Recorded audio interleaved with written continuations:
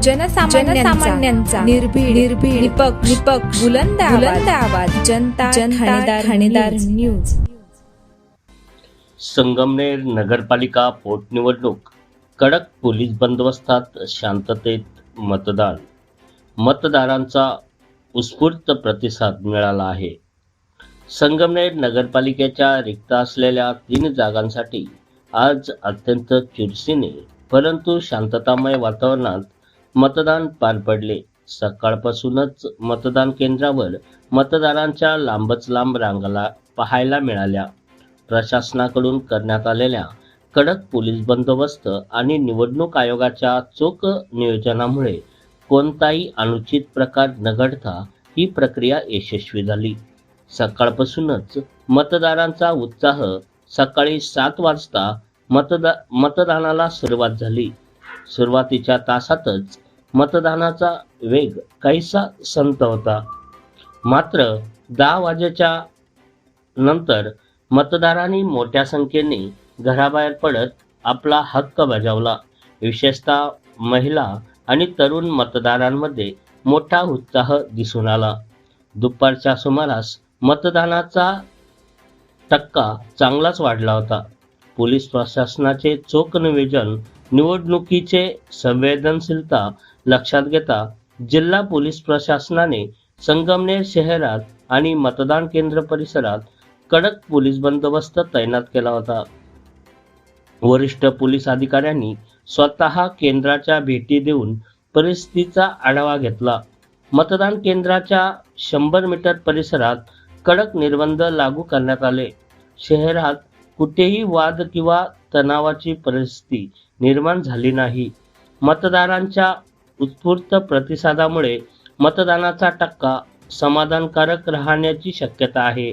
निवडणूक निर्णय अधिकारी आणि त्यांच्या पथकाने व्हीएम मशीन आणि इतर तांत्रिक बाबींवर बारीक लक्ष ठेवले होते। आता या 3 जागांवर कोणत्या उमेदवाराचे नशीब उघडणार याची उत्सुकता लागली आहे। जनता ठाणेदार न्यूज रिपोर्ट, रामा लोखंडे, संगमनेर।